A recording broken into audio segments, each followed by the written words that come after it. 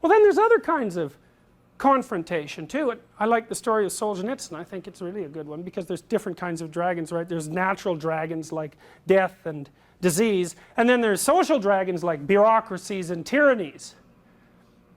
Alexander Solzhenitsyn, you may or may not know, was a prisoner in the Soviet Gulag concentration camp system that, by his report at least, killed 60 million people between 1919 and 1959, right? 60 million. That's 10 times as many as Hitler killed, at least with regards to the genocide. 60 million people. Solzhenitsyn, he had a pretty nasty life. I mean, first of all, he's on the Russian front, which was a nasty place to be.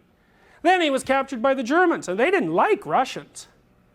So they put them in separate prisoners of war camp, partly because Stalin, who was a consummate paranoid, wouldn't sign the Geneva Convention on the treatment of prisoners of war. So the Germans set up extra POW camps for the Russians, and they starved generally so badly that if other POWs were in the vicinity, they'd throw food packages over the wire, even though they themselves weren't particularly well fed. So then the war ends and the Russians win, and Solzhenitsyn goes back to Russia, right? And what happens? He's thinking, you know, wow, this is over. We helped defend the fatherland. We're going to get, if not a hero's welcome, at least some welcome. But Stalin figured, no, these Russians who'd been to the West, they were contaminated by their exposure to the Western economic system, and as a consequence of that, they posed a threat to the integrity of the Soviet state, so he just threw them all in concentration camps. So fine.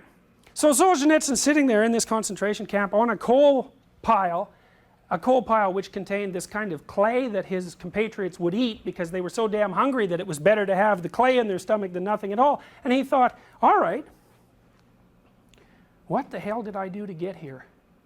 Which is really a remarkable thing to think, right? Because like there was the Second World War, and that probably couldn't be pinned directly on him. And then there's Stalin, who was, you know, really one of the world's worst monsters.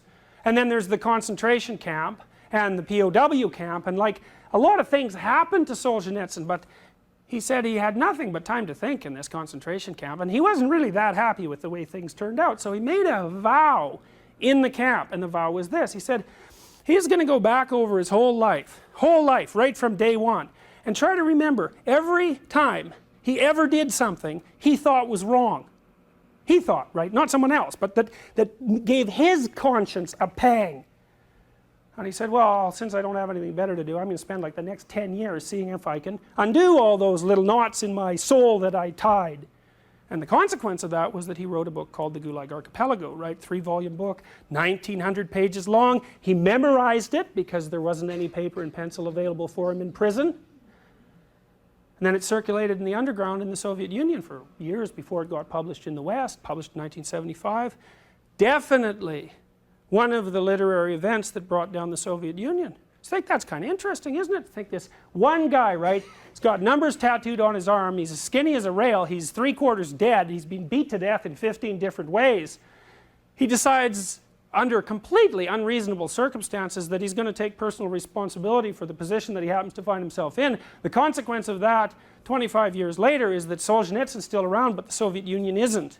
And you think, well, that can't be the way the world works, now can it? But then you think this too, like, do we really know how the world works, right? We've had a pretty nasty century in the last 100 years, right? We had the Nazis, we had Mao Zedong, we had the recent tragedies in Africa. We don't seem to learn anything about genocide. Someone like Solzhenitsyn says, well, you know, might be your fault. Why? What are you ignoring?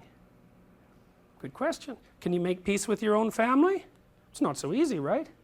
It's probably no easier than making peace between the Israelis and the Palestinians.